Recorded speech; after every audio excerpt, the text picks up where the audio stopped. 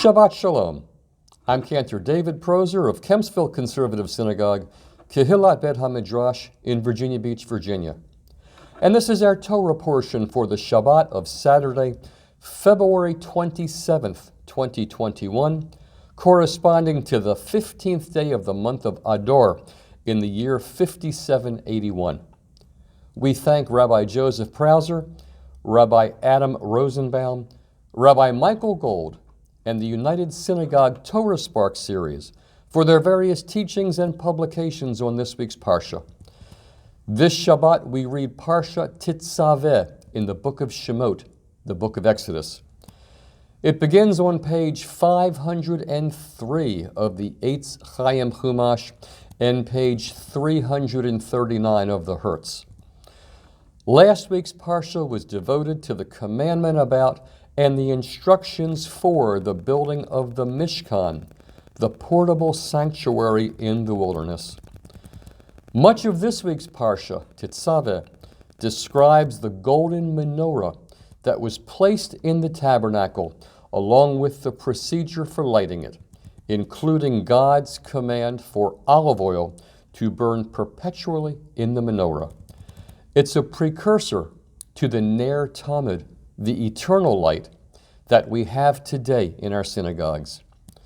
The priests, including Aaron, the first of their line, are outfitted with sacral vestments.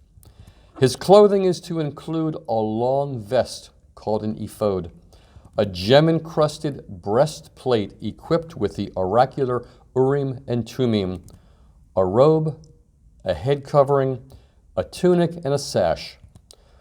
Other priests must wear turbans, sashes, tunics, and a linen material covering the middle of the body. It should be noted that these vestments also form the basis for tachrichim, the burial shrouds that are still used for traditional Jewish burials today, and that signify the priestly stature and obligation of every Jew.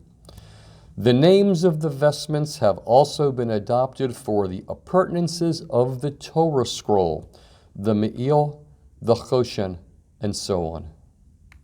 The bells, often attached to the Torah crowns throughout history, and the fringes on the Torah mantles also find their origin and inspiration in the priestly vestments described in our Parsha.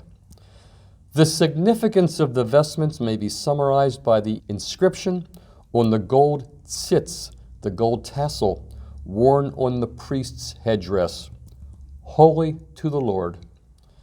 The priest's consecration and ordination is described in graphic and dramatic detail.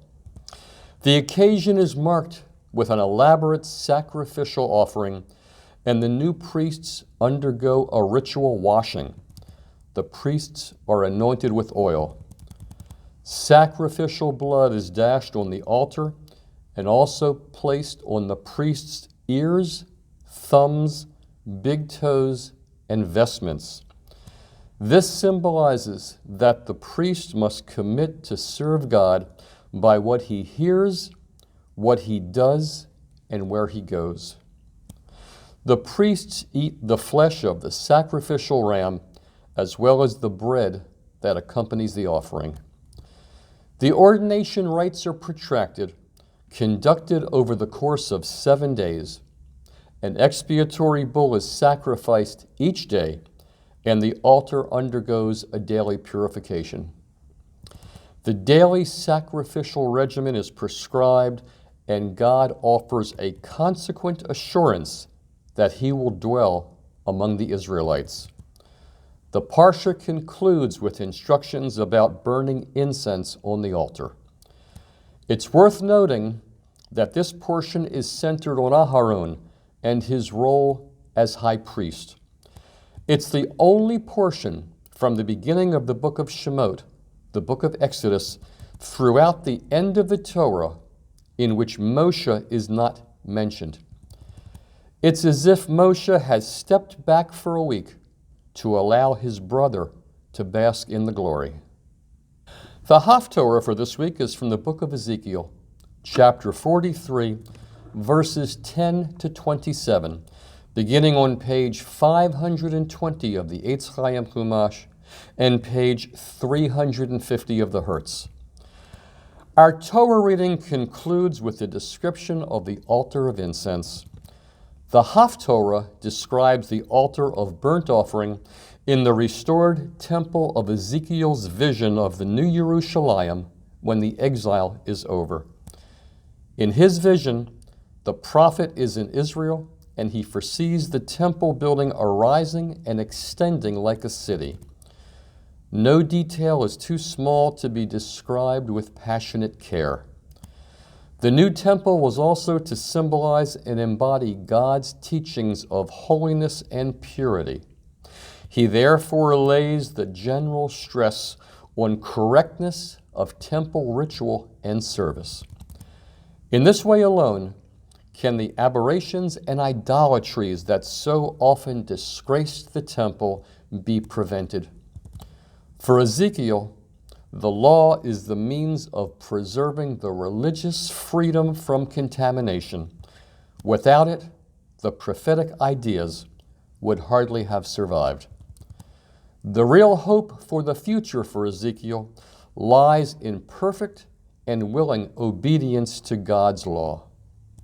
Shabbat Shalom, good Shabbos. Thank you for watching. Please be sure to subscribe, to like, and feel free to leave comments below. Shabbat Shalom.